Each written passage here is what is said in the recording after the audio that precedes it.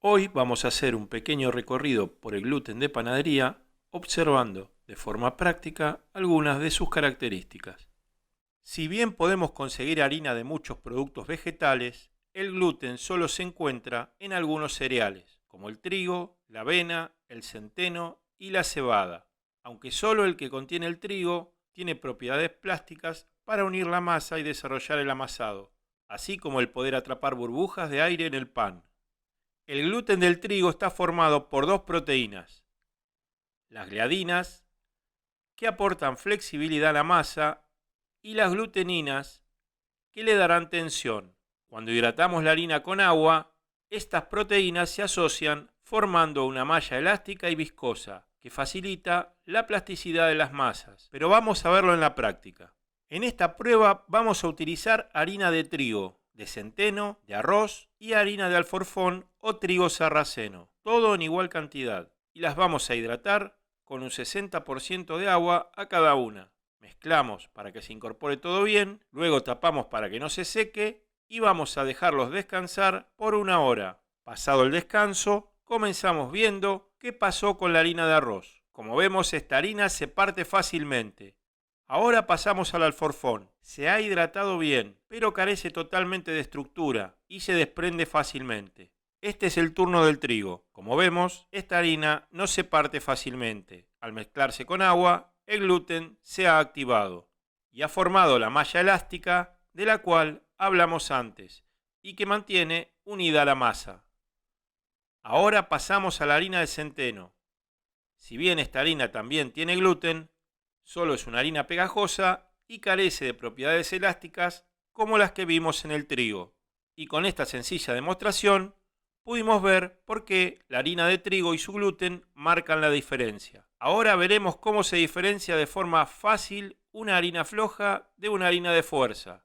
Más o menos el 80% de las proteínas de la harina son gluten. De esta forma, con solo mirar los valores nutricionales de una harina, podemos calcular su gluten, fijándonos en la cantidad de proteína que tiene. Si agarramos un puñado de harina floja o baja en gluten y apretamos con fuerza, la harina tenderá a quedar compacta. Volvemos a apretar y sigue compacta. En cambio, si agarramos un puñado de harina de fuerza y apretamos, tenderá a desarmarse. Volvemos a apretar y se desparrama.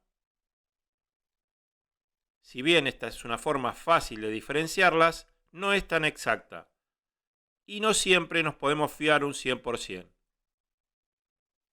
Ahora veremos cómo se comportan hidratándolas con un 70% de agua,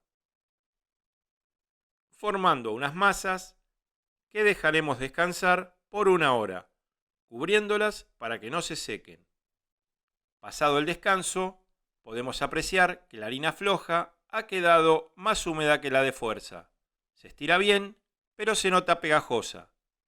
En cambio, la harina con más gluten se despega fácilmente, porque absorbe más agua. Ahora vamos a extraer el gluten de dos masas previamente amasadas. En un cuenco con agua sumergiremos nuestra masa y vamos a ir presionándola para separar el almidón del gluten. Poco a poco el agua va a ir quedando blanca, como si fuera leche. Como vemos, la masa se va reduciendo y va comenzando a tener una consistencia gomosa. Podemos quitar el agua para observar mejor. Ya está casi separado el gluten y estará listo cuando el agua que cambiemos quede totalmente limpia. Un lavado más y ya tenemos nuestro gluten. Como pueden ver, tiene una consistencia gomosa y elástica. Ahora lo llevamos a pesar.